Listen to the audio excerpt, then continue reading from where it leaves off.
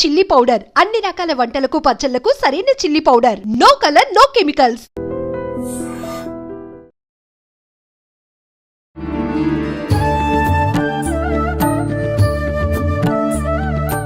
నమస్కారం, welcome to iDream. ధర్మ మార్గం విత్ విజిత కార్యక్రమానికి స్వాగతం. ప్రస్తుతం మనతో పాటు ఉన్నారు ఆధ్యాత్మిక గురువులు, ప్రణవ పీఠాధిపతులు, త్రిభాషా మహా సహస్ర అవధాని డాక్టర్ శ్రీ వద్దిపర్తి పద్మాకర్ గారు. ఇప్పుడు గురుగారితో మాట్లాడి మరిన్ని విషయాలు తెలుసుకుందాం. మనకున్న సందేహాలన్నింటినీ కూడా నివృత్తి చేసుకునే ప్రయత్నం చేద్దాం. నమస్కారం గురుగారు. గురుగారు, ఈ మధ్య కాలంలో ఎక్కువగా ఆడవాళ్ళు లలితా సహస్రనామ పారాయణం అనేది చేస్తూ ఉన్నారు. అంటే అది ఆలయంలో కూర్చొని చేసినా సరే, ఇళ్లలో అయినా సరే, ఒక నలుగురు అంతా ఒక దగ్గర కూర్చొని పారాయణం అనేది చేయడం ఎక్కువగా చూస్తూ ఉన్నాం. అయితే ముందు నుంచి లలితా సహస్రనామ పారాయణము ఇదంతా కూడా వైశిష్ట్యం ఉన్నప్పటికీ ఏదైనా ఒకరు మొదలు పెట్టారు అంటే దాని గురించి ఇంకెక్కువగా ఇప్పుడే కొత్తగా ఏదో ఉంది అనేటట్టుగా మాట్లాడుకుంటారు. అసలు ఏంటండి లలితా సహస్రనామ పారాయణం చేయవల్ల కలిగే ఫలితాలు ఏంటి? సృష్టౌ యా సర్గరూప జగదవన విధౌ పాలినీ యా చ రౌద్రీ సంహారే చాపి యస్యా జగదిదమఖిలం క్రీడనం యా పరాఖ్య పశ్యంతి మధ్యమాథో తదను భగవతీ వైఖరీ వర్ణరూప సాస్మద్వాచం ప్రసన్నా విధి హరిగిరిశారాధితాలంకరోతు. త్రిమూర్తుల చేత కూడా ఆరాధింపబడి అమ్మవారికి నమస్కారం చేసుకుందాం. నిజానికి అమ్మవారి ఉపాసన ఇవాళది ఎప్పటిదీ కాదు, ఎన్నో యుగములుగా వస్తూనే ఉన్నది. పార్వతీమాతని ఎంతో భక్తి శ్రద్ధలతో ఆరాధించినట్టుగా శ్రీరామచంద్రుడు పురాణాల్లో ఉంది. రామాయణంలో కూడా విశ్వామిత్రుడితోటి ప్రయాణం చేస్తున్న రామలక్ష్మణులు దారిలో కుమారస్వామి కథ, గంగావతరణ కథ, పార్వతీ పరమేశ్వరుల కథ ఇవన్నీ శ్రద్ధగా విన్నారా లేదా? అప్పుడు కూడా రామచంద్రుడు పార్వతీదేవిని ఎంతో భక్తితో మనస్సులో ఉపాసించిన వాడే. కాకపోతే ఈ కలియుగంలో ఉన్న మానవుల లక్ష్యం ఏంటంటే కొత్తగా ఒకళ్ళు పారాయణ చేస్తే అదే పారాయణ చేయటం వల్ల ఇదేదో కొత్తగా వచ్చింది అన్నట్టుగా దాన్ని ప్రచారం చేస్తున్నారు. కానీ నిజానికి ఈ సమస్తోప కార్యక్రమాలు కూడా, ఈ ఉపాసనా కార్యక్రమాలన్నీ కూడా ఎప్పుడూ యుగయుగాలుగా ఉన్నాయి. ఇప్పుడు నేను చదివిన శ్లోకం దేవీ భాగవతంలో ఆది మంత్ర శ్లోకం కాబట్టి దేవీ భాగవతం వేదవ్యాసుని చేత రచింపబడింది. దేవీ భాగవతం భాగవతం రెండూ కలిస్తేనే భాగవతం. అది పాండిత్యం ఉన్న వాళ్ళకి తెలుస్తుంది, సంస్కృతం మీద పట్టున్న వాళ్ళకి తెలుస్తుంది. ఇతరుల యొక్క వ్యాఖ్యానాలు చదువుకుని వాళ్ళ శ్లోకాల తాత్పర్యాలు తెలుసుకునే వాళ్ళకి మాత్రం తెలియదు అనుకోండి.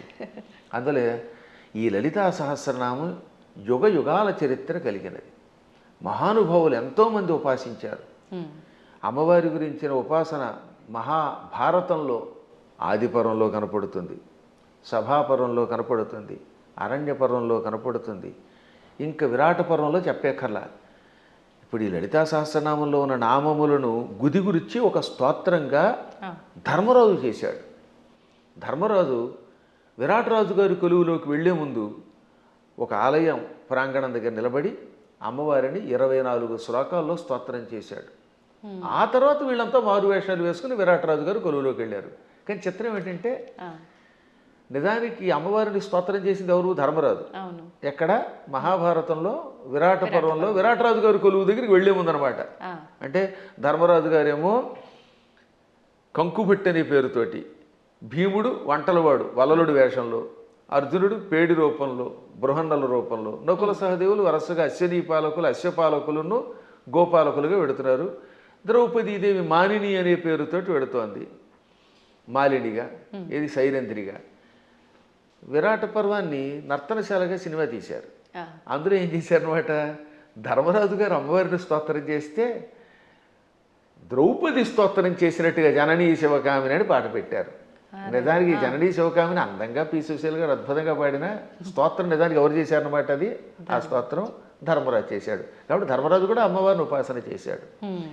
ఇక ఆ తరువాత మరికొద్దిసేపట్లో భగవద్గీత ప్రారంభం అవుతుందనగా అర్జునుడు అమ్మవారిని 14 శ్లోకాల్లో స్తోత్రం చేశాడు. నమస్తే సిద్ధశానాని ఆర్యే మందర వాసిని కుమారి కాళి కాపాలి కపిలే కృష్ణ పింగళే భద్రకాళి నమస్తుభ్యం మహాకాళి నమోస్తుతే చండి చండే నమస్తుభ్యం తారిణి వరవర్ణిని అంటూ 14 శ్లోకములతో అమ్మవారిని స్తోత్రం చేశాడు.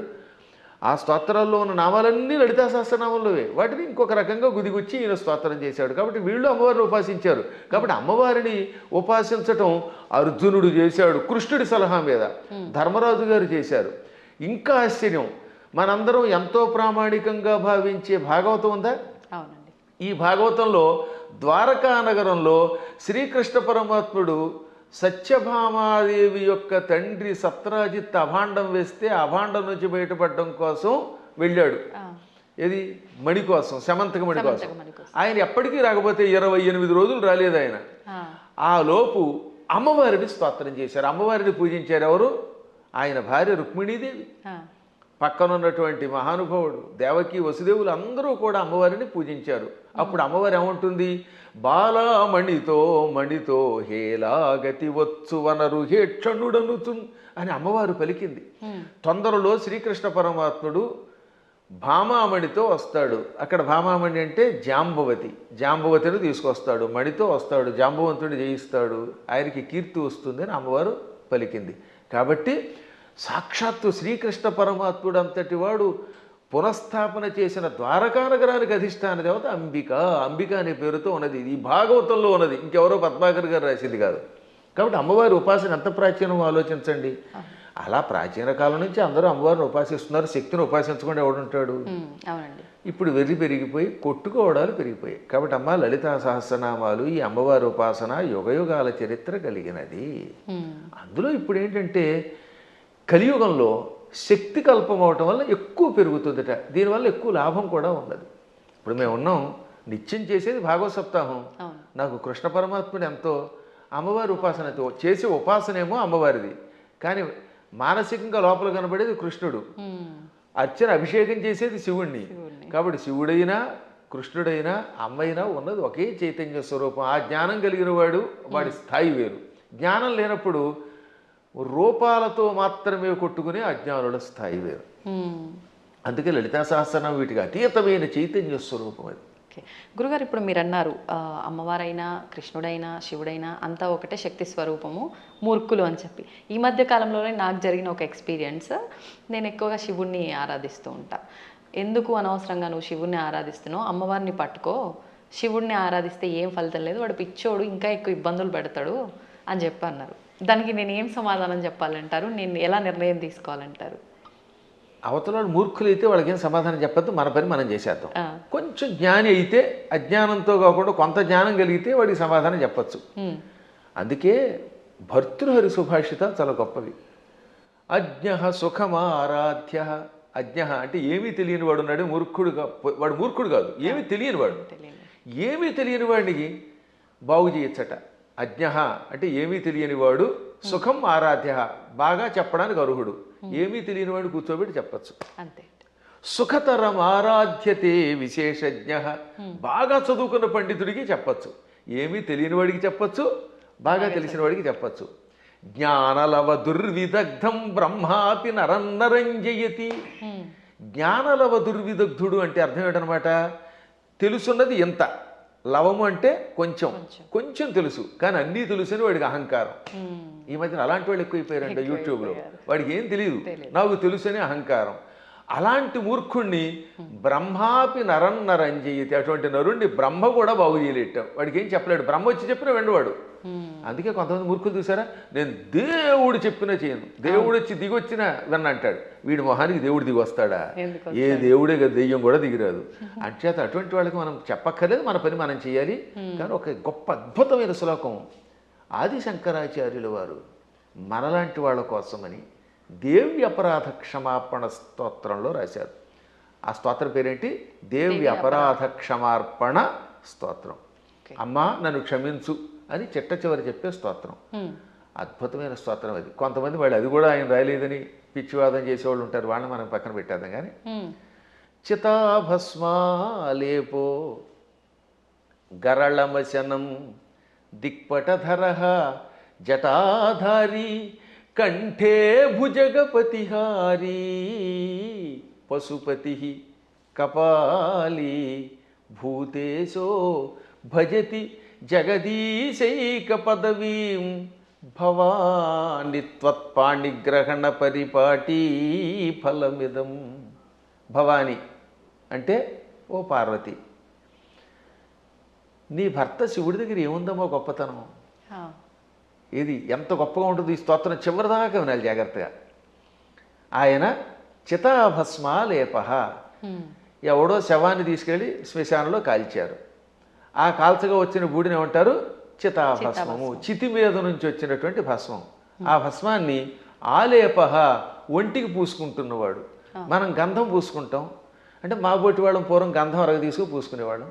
మీ బొట్టి వాళ్ళు ఈ మధ్యన పెర్ఫ్యూమ్స్ వచ్చాయి కదా, కిష్కం కిష్కం అనేది ఏదో కొట్టుకుంటాడు, మళ్ళీ అందులోంచి గాలి వస్తుంది, అందులోంచి వచ్చేది గాలేగా పొగేగా అని మళ్ళీ అడ్వర్టైజ్మెంట్లు.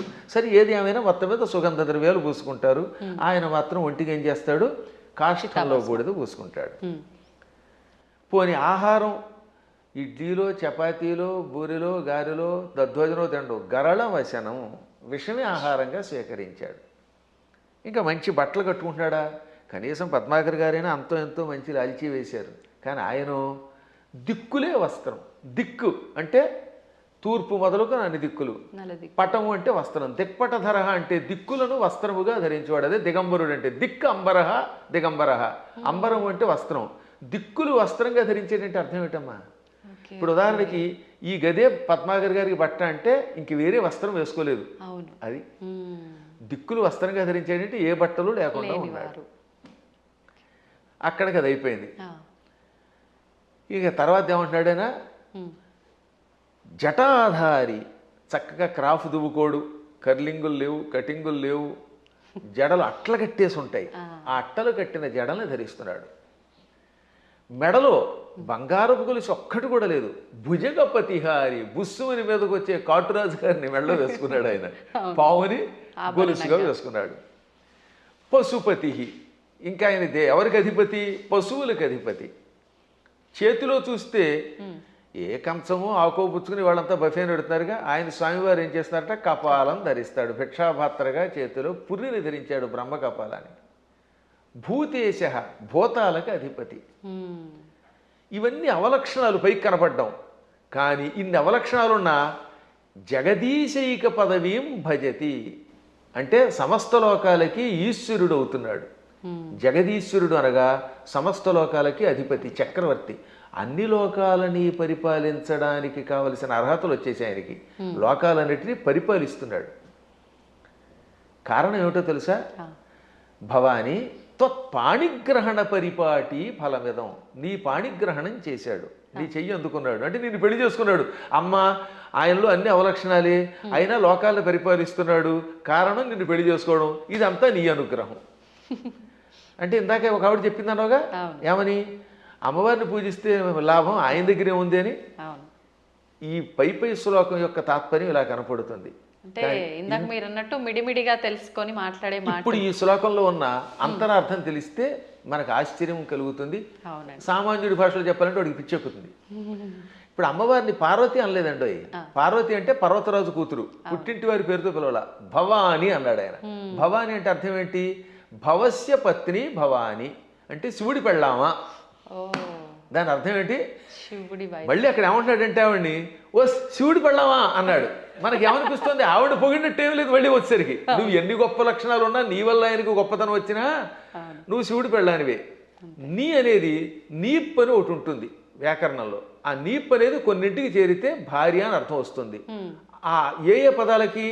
భవ దానికి నీపు చేరితే భవాని, మృడ నీపు చేరితే మృడాని, రుద్ర నీపు చేరితే రుద్రాణి, శర్వ శర్వాణి. వీటికి భార్య అని అర్థం వస్తుంది. అందులో శివాని లేదు. అందుకే శివాని అనే శబ్దం అసాధు. శివాని అని వాడేస్తారు కానీ శివశబ్దం పక్కన నీపు ఉండదు. భవ, రుద్ర, మృడ, శర్వ ఇది ఆకృతి గణం. వీటికి మాత్రమే చేరితే భవాని, రుద్రాణి, మృడాని, శర్వాణి అవుతాయి. కాబట్టి ఇంత చేసి నువ్వు ఎంత గొప్పదానివైనా నీ వల్ల ఆయనకి వచ్చినా నువ్వు ఆయన పెళ్ళానివే అని చెప్పడం. ఇంకా పైకి వద్దాం. ఇందాక చెప్పినవి ఈ ప్రపంచంలో ఎవడైనా కాష్టంలో ఉన్న బూడిదను పూసుకుంటాడా? మీకు ఎంతో స్నేహితుడు ఒక ఆయన ఉన్నాడండి, ఎంతో ఇష్టుడు ఒక ఆయన ఉన్నాడు. ఆ గొప్ప వ్యక్తి ఒక ఆయన తాతగారు అంటే చాలా ఇష్టపడతాడు. ఆ తాతగారు పోయారనుకుందాం. ఆ తాత లేకపోతే బతకలేనన్నవాడు ఆ తాతగారి శరీరం కాలిపోయాక ఆ బూడిద పూసుకుంటాడా? అస్సలు ఒక్క శివుడు మాత్రమే తన భక్తులు తనను ఉపాసించాక వాడు నా భక్తుడు, వాడు నాకు ఎంతో ఇష్టుడు అని వాడు చావగానే వాడి శరీరాన్ని శ్మశానంలో కాలిస్తే రారా నాయనా అని వాడి బూడిదని ఒంటికి పూసుకుంటున్నాడు. ఆ బూడిద పూసుకోగానే వాడు శాశ్వతంగా కైలాసానికి వెడుతున్నాడు. అంటే ఆ భక్తుడి మీద ఆయనకి ఎంత ఇష్టం. ఈ ప్రపంచంలో ఇంత ప్రేమగా చూసే దేవుడు ఇంకెవడన్నా ఉన్నాడా? ఒకసారి ఆలోచించండి. భక్తుడి యొక్క కాష్టంలో బూడిదని ఒంటి మీద గంధంలా పూసుకునే ఏకైక కరుణామూర్తి శివుడే. ఆయనకి మాత్రమే శక్తి ఉంది, ఇంకెవడో పూసుకోలేడు. పూసుకుంటే చస్తాడు, బ్యాక్టీరియా వచ్చి చచ్చిపోతాడు ముందు. రెండవది గరళ మశనం. పాలసముద్రం చిలికారు. ఈ పాలసముద్రంలో అమృతం వస్తుంది అనుకుంటే మొట్టమొదటి పుట్టింది విషం. భయంకర కాలకోట విషానికి లోకాలన్నీ కాలి బూడిదైపోయాయి. అందులోంచి పొగొచ్చింది. అందరూ దిక్కులేక శివ రక్షించమని ఆయన దగ్గరికి వెళ్ళారు. ఒక్కడు తాగాడు దాన్ని ఎవడన్నా? ఇంతమంది సోకాళ్ళు దేవతల్లో ఒక్కడైనా దాన్ని తాగి రక్షించాడా? ఒక్క శివుడు మాత్రం పార్వతి కేసు తిరిగి, పార్వతి వీళ్ళు నా పిల్లలు రక్షించమని అడిగారు, తాగేస్తున్నాను అన్నాడు ఆయన. అప్పుడు భార్య తాగమంటుందండి నిజంగాను? ఏ భార్య అయినా సరే, ఏమండి వాళ్ళకి మతి లేకపోతే మీకు మతి లేదా? బాబోయ్ నా మంగళసూత్రం గట్టిగా ఉండాలి, మీరు తాగద్దనాలా? కానీ ఆవిడే ఉంది, తాగేయండి. అందుకే పోతన గారు అక్కడ ఒక అద్భుతమైన పద్యం రాశారు భాగవతంలో అష్టమస్కంధంలో. మృంగెడివాడు విభుండని. మింగేవాడు తన భర్తని తెలుసు. ఆ మింగేవాడు తన భర్త అని ఆవిడ తెలియదా? తెలుసు. మృంగెడిదియు గరళమనియు. ఆయన మింగేది గరళం, విషం తప్ప అమృతం కూల్ డ్రింకు కాదని ఆవిడికి తెలుసు. అది తాగితే ఏం జరుగుతుందో కూడా తెలుసు. అదే ఇంకోటి ఎవడన్నా తాగితే చచ్చిపోతాడే తెలుసు. అయినా మేలని ప్రజకుల్ మృంగుమనే సర్వమంగళ మంగళ సూత్రంబునెంత మది నమ్మినదో. ఎంత అద్భుతమైన పద్యం. అయినా ఈ సృష్టి అంతా తన పిల్లలు, మా పిల్లలు బాగుండాలి, వాళ్ళ కోసం మేము ఏమైనా పర్వాలేదు అని త్రాగమన్నది. తాగమండవే కాదు, తన మంగళసూత్రాన్ని అంత నమ్మింది. శివుడు నా మెడలో మంగళసూత్రం కట్టాడు, కట్టాక ఆయనకి ఏం అవ్వదు. నా మెడలో ఆయన కట్టిన మంగళసూత్రం ఉండగా ఈ విషయం కూడా ఆయన ఏమీ చేయదనే నమ్మకంతో తాగమన్నదట. అది వాళ్ళ దంపత్య యొక్క బంధం. ఆ దంపతులు ఇద్దరిలో ఎవరు గొప్ప ఎవరు తక్కువ అంటే అది అజ్ఞానం. ఈవిడ వల్ల ఆయన, ఆయన వల్ల ఈవిడ. ఇంతకీ ఎందుకు చెప్తున్నానంటే నేను, అంతటి కాలకోట విషమును టక్కన చేతిలోకి తీసుకుని ఇంత నేరేడు పండు ముద్దగా మార్చి మింగాడు ఆయన. మింగడం కూడా కంఠంలో ఎక్కడ పెట్టుకున్నాడు? సరిగ్గా ఈ కంఠం దగ్గర పెట్టాడు. లోపల లోకాలు ఉన్నాయట, బయట లోకాలు ఉన్నాయి. విషం బయట ఉంటే బయట ఉన్న లోకాలని బూడిద చేస్తుంది. కడుపులోకి వెడితే కడుపులో ఉన్న లోకాలు బూడిదైపోతాయి. ఇక లోకములు లేని ఏకైక స్థానం ఆయన కంఠాన్ని మాత్రమే అట్టే పెట్టాడు. కంఠంలో లోకాలు లేవు, అందుకని గొంతుకులో పెట్టాడు. ఇక్కడుంటే ఎవరికీ ప్రమాదం లేదు కనుక. ఇప్పుడు మీకు ఒక కాఫీ ఇస్తాం, తాగండి. తాగి నాలుక మీద కానీ కడుపులోకి కానీ పంపకుండా గొంతుకులో అట్టే పెట్టగలరా? అస్సలు సాధ్యం. గుట్టక వేస్తే టక్కన కిందకి దిగిపోవాల్సిందే, లేదా అతి కష్టమే నోట్లో పెట్టాలి. అది కూడా ఎంతసేపు పెట్టగలం? బయటనే ఉమ్మాలి, అవునా? అటువంటిది అంత కాలకోట విషయాన్ని ఇక్కడ బంధించే శక్తి ఏ దేవతకు ఉంది? ఒక్క శివుడికి ఉన్నది. అందుకే తెల్లని శివుడి శరీరం కూడా, శివుడు కూడా చాలా అందంగా తెల్లగా ఉండేవాడు. ఈ విషం కంఠంలోకి వెళ్ళాక నీలంగా మారిపోయి శ్రీకంఠుడు గరళకంఠుడు అయ్యాడు. అది ఆయనకు ఒక ఆభరణం అయింది, కీర్తి తెచ్చిపెట్టింది. అందువల్ల గరళ వచనం అంటే అంతటి విషాన్ని ఆహారంగా స్వీకరించి గొంతుకులో పెట్టినవాడు ఆయన తప్ప ఎవడున్నాడమ్మా? ఇంకా ఆకాశాన్ని జుట్టుగా మార్చుకొని అట్లగట్టేలా జడలు పెట్టాడు. ఆకాశంలో ఉన్న మబ్బులు అవన్నీ ఆయనకి కేశములైపోయాయి. వ్యోమకేశుడు ఆయన, అందువల్ల జటాధారి. మెడలో వాసుకి అని పిలువబడే ఒక భయంకర సర్పాన్ని ఎవడు పెట్టుకోగలుగుతాడు? ప్రపంచంలో పాముల్ని భరించే శక్తి ఇద్దరికి ఉంది. ఒక ఆయన పాము మీద పడుకున్నాడు, శ్రీ మహావిష్ణువు ఆదిశేషుడి మీద. ఇంకోటి ఎవడు ఆయన భరించలేడు. ఆ వాసుకినేమో మెడలో ఈయన గొలుసులో వేసుకున్నాడు. అలా విషసర్పమును కూడా ఆభరణంగా ధరించావు. పశుపతి అంటే మనందరం పశువులం. జీవులందరినీ ఏమంటారు? పశువులు. ఇంగ్లీష్లో కూడా man is a social animal అంటారు, గుర్తుపెట్టుకోండి. సంస్కృతంలో కూడా అంతే. పశువులు జంతువునాం నరజన్మ దుర్లభం. ఈ జంతువులలో మానవ జన్మే దుర్లభము. కాబట్టి ఏ లాంగ్వేజ్లో అయినా సరే పశు శబ్దమునకు ప్రాణులు అని అర్థం. ప్రాణులందరినీ పరిపాలించేవాడు ఆయన పశుపతి అంటే. ఇంకా కపాలి, బ్రహ్మ కపాలాన్ని చేత్తో పట్టుకుని బ్రహ్మ యొక్క అహంకారాన్ని అడిచి యావజ్జీవితం చేతిలో పెట్టుకుని అందులో భోజనం పెట్టేవాడు ఎవడు అంటే కపాలి. అంటే ఇన్ని సంపదలున్నా అష్టసిద్ధులున్నా పార్వతి భార్య అయినా భిక్షాపాత్రని చేత ధరించి ఎవడైనా చివరికి భిక్షుకుడే. ఈ ప్రపంచంలో నేను భిక్షుకుడే, నువ్వు భిక్షుకుడివే, ఒకళ్ళనొకళ్ళు యాచించుకోవాలి అని చెబుతున్న మహానుభావుడైన ఒక్కడే. ఓకే. ఇంకా భూతేశ, భూతములంటే మీరు అనుకున్నట్టుగా హైహాన్ మీదకి వచ్చే భూతాలు కాదు, పంచభూతాలు. ఈ పృథివ్యాపస్తేజో వాయురాకాశములు, భూమి, అగ్ని, జలము, వాయువు, ఆకాశం అనే పంచభూతములు, ఇక ప్రాణులు, వీళ్ళందరికీ అధిపతి. అందుకే ఆయన జగత్తుకి ఈశ్వరుడు అయ్యాడు. అందువల్ల నువ్వేం చేసావు? ఆయన గొప్పతనం గ్రహించి ఆయన కోసం తపస్సు చేసి ఆయనే భర్త అవ్వాలని దగ్గరికి వెళ్ళి పార్వతి అని పేరున్నదానివి భవాని అయిపోయావు, ఆయన భార్యవై. అందుకే ఇప్పటికి కూడా ఇంగ్లీష్ వాళ్ళు మన సంస్కృత సంప్రదాయాల్లో కొన్ని పాటిస్తున్నారు. ఉదాహరణకి పద్మాకర్ గారి భార్య ఉంది, ఆవిడ ఏమన్నా మిసెస్ పద్మాకర్ అంటారా లేదా? అంటారు. రంగవేణి గారిని పిలవకుండా అంటే భవానీలాగా. పార్వతి కాస్త ఆయన భార్య అయ్యాక మిసెస్ శివ అయ్యింది, ఆ మాట భవానీ అన్నాం అంతే టెక్నిక్గా. అంటే ఎంత గొప్ప శక్తి! శివుడి భార్యని అనిపించుకోవడానికి ఇష్టపడుతోంది కానీ నేను పార్వతిని ఫలానా వాళ్ళ పుట్టింటి వారి సంబంధమైందా అని అనిపించుకోవడానికి ఆవిడ ఇష్టపడటం లేదు. ఈ లక్షణాలు ఆయనలో గొప్పవి కాబట్టే ఆయనని నువ్వు వరించావు, నీ వల్ల ఆయన పార్వతీ వల్లభుడయ్యాడు. ఈ విధంగా ఇద్దరు గొప్పవారే. ఇంక చివరిగా దిక్పటధరహ అంటే దిక్కులే వస్త్రములంటే మొత్తం ప్రపంచం అంతా వ్యాపించినవాడు. అది వ్యాపిస్తే కదా బట్ట అయ్యేది. మీరు ఆలోచించండి, తూర్పు, పడమర, ఉత్తరం, దక్షిణం, ఆగ్నేయం, నైరుతి, ఈ వాయువ్యం, ఈశాన్యం అని పిలువబడే దిక్కులు పైన కింద ఉన్నవి మనకు బట్ట అవ్వాలంటే మనం అంత శరీరం కలిగిన వాళ్ళు అయ్యి ఉండాలి. ఇప్పుడు నాకు ఈ గది బట్ట అవ్వాలంటే నేను గది అంతా నిండిపోవాలి, అప్పుడే ఈ గదిని నేను బట్టగా ధరించగలను. అవునా? అందువల్ల సర్వవ్యాపకుడు అని అర్థం. అటువంటి వాళ్ళ యొక్క గొప్పతనాన్ని గ్రహించలేక శివుడిని పూజిస్తే కష్టం వస్తాయి, పార్వతిని పూజించని, లేక పార్వతిని పూజించకు శివుడిని పూజించని, లేక ఈ ఇద్దరిని పూజించి విష్ణువుని పూజించగని, విష్ణువుని పూజించి వీళ్ళని పూజించకు అన్నాడంటే వాడు అజ్ఞాని, ఏ విధమైన ఉపాసనా బలం లేనివాడు. అందువల్ల వీటికి అతీతంగా సర్వవ్యాపకుడైన శివుడు ఆయన ఏకో దేవ, ఏకో దేవ కేశవో వా శివో వా, ఒకడే దేవుడు. నువ్వు శివుడను, కేశవుడను, పార్వతి అను, లేక లక్ష్మి అను, సరస్వతి అను, కుమారస్వామి అను, విఘ్నేశ్వరుడను, ఇన్ని రూపములతో కనపడుతున్న పరమాత్మ ఒక్కడే. గురుగారు, అంటే మాలాంటి జ్ఞానం లేని వాళ్ళము ఇలాంటి పిచ్చి ప్రశ్నలు వేయటంలో అర్థం ఉంది, వాదించడంలో అర్థం ఉంది. కానీ ఎంతో జ్ఞానం ఉండి నలుగురికి చెప్పే స్థాయిలో ఉన్నవాళ్ళు కూడా కొంతమంది శివకేశవుల ఇద్దరు భేదం చూపించి మేము శైవులము, మేము వైష్ణులము ఇలా మాట్లాడుతూ ఉంటారు కదా, మరి దాని గురించి ఏమంటారండి? అక్కడే అసలు వాళ్ళ జ్ఞానులు అనకూడదు, వాళ్ళు భక్తులు అంతే, మూఢభక్తులు. వాళ్ళు భక్తులే. మూఢభక్తి ఏం చేస్తుందో తెలుసా? ఆ రూపాన్ని తప్ప ఇంకోటి ఇష్టపడకుండా చేస్తుంది. మూఢభక్తి వల్ల కూడా ఎప్పుడో ఒకప్పుడు పరమాత్మ దగ్గరికి వెడతారు అనుకోండి, అందులో సందేహం లేదు. జ్ఞానభక్తి కలిగిన వాడు అలా ఎందుకంటాడు? జ్ఞానంతో ఉన్నవాడు వాడు ఏ రూపం చూస్తే ఆ రూపంలోనే ఇంకోటి చూస్తాడు. మహానుభావులైన ఋషుల్ని నేను చూశాను కదా, వశిష్ఠుడు ఉన్నాడు, రాముడిలో శివుని చూడగలిగాడు, శివుడిలో రాముడిని చూడగలిగాడు.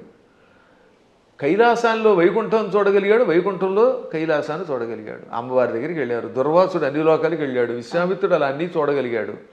వాళ్ళు జ్ఞానులు. ఇంకా మూఢభక్తులు అంటే ఏమిటనమాట?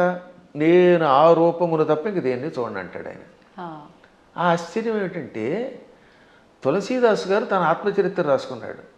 ఆయన బృందావనం వచ్చాడు. అక్కడ కృష్ణుడు కనపడగానే కళ్ళు మూసుకున్నట్ట.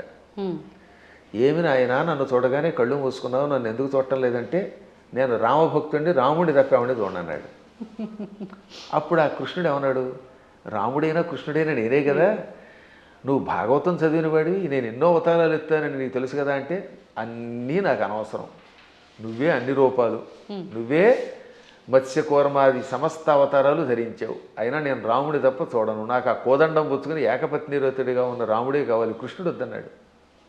అప్పుడు ఆయన నవ్వి రాముడిగా, ఇది కృష్ణ విగ్రహంలో ఉన్న స్వామివారు రాముడిగా దర్శనమిచ్చాక అప్పుడు నమస్కరించాడు. అప్పుడు ఆయన కనువిప్పు కలగజేసి, పిచ్చివాడా, పువ్వులు వేరైనా ఏ పువ్వుతో చేసినా పూజ ఒకటే కదా, అంతే అండి. ఎదురుగుండా నువ్వు ఒక విగ్రహం పెట్టుకున్నావు, ఒక్కోసారి గన్నేరు పువ్వులు, ఒక్కోసారి మందార పుష్పాలు, మరోసారి ఏమో సంపంగులు ఇలా దొరుకుతాయి. ఏ పుష్పంతో పూజ చేసినా పూజ ఒకటే, పువ్వులు వేరైనా పూజ ఒకటే. అలాగే మూర్తులు వేరైనా అందులో ఉన్న చైతన్యం ఒకటే. ఈ మాత్రం జ్ఞానం లేకపోతే నీకు ఎప్పటికీ మోక్షం వస్తుందనగా అప్పుడు పశ్చాత్తాపంతో ఆయన రాముడైనా కృష్ణుడైనా ఒకటే అని హిందీలో ఒక స్తోత్రం రాశాడు. దాన్ని తెలుగులోకి అనువాదం చేసి శ్రీకృష్ణాంజనేయ యుద్ధం అని ఒక సినిమా ఉందిరండి. అందులో చాలా అద్భుతంగా రాశారు. ఘంటసాల వారు చాలా బాగా పాడారు. చిట్ట చివరిలో ఆంజనేయుడు జ్ఞానోదయం పొందినట్టుగా ఆ పాట పెట్టారు.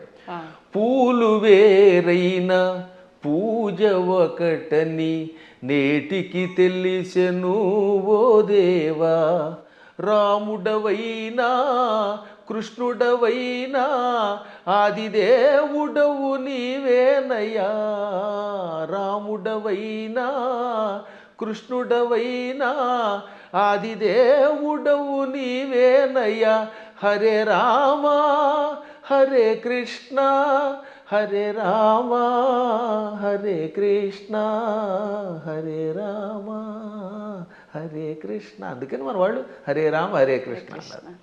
పరమాత్మ ఒకటే. కానీ మూఢత్వం ఉన్నంత వరకు, పూర్వజన్మ యోగం ఒకటి ఉన్నంత వరకు చచ్చిన ఈ సత్యాన్ని వాడు అంగీకరించలేదు. కర్మ. నదుల్లో కూడా రండి, అదే గంగాజలం, గంగో చోట ఇంకో చోట కృష్ణ, ఓ చోట గోదావరి, మొత్తం మీద నీరే. కొంచెం భేదాలు ఉంటాయి, ఎందుకనంటే ఆ ప్రాంతాన్ని బట్టి మూలికలు బట్టి. గంగ గంగే, ఇంకో దక్షిణ గంగ గంగే. కానీ వీటిలో ఎన్ని కొలుస్తున్నాయి? మనం కూడా అలాగే మూర్తులలో ఉన్నప్పుడు ఆ భేదాలను బట్టి ఒక్కొక్క రూపంలో ఒక్కొక్క పని చేస్తాడు. కానీ చిట్ట చివరికి వచ్చేసరికి అన్నీ ఒకటే.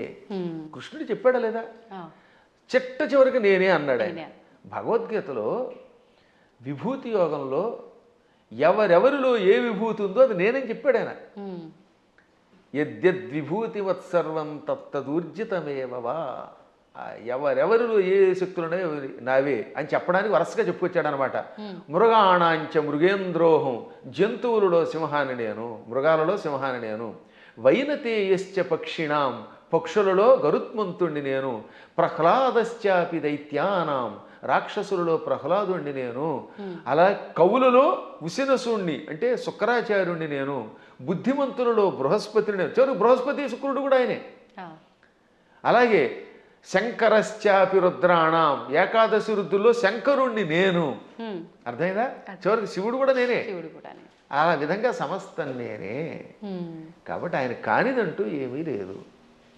మీ అనుమతి ఉంటే మరొకసారి మరొక వీడియోలో తప్పకుండా మంచి విషయాలు మాట్లాడుకుందాం. ధన్యవాదాలండి. తవ్వండి, తవ్వుతూనే శివలింగం. సరే, దాన్ని అట్లా కప్పేసేయండి, చూపించద్దండి. Krishna is there. మూర్తి పూజ కాదు, సాక్షాత్ బ్రజేంద్ర నందన భగవాన్ ఉన్నారు మూర్తిలో. ఏమీ ఆశించకుండా ఆరాధించే వాళ్ళు కూడా ఉన్నారా ప్రభుజీ? నిజమైన భక్తి అంటే మనకు తెలియదు కాబట్టి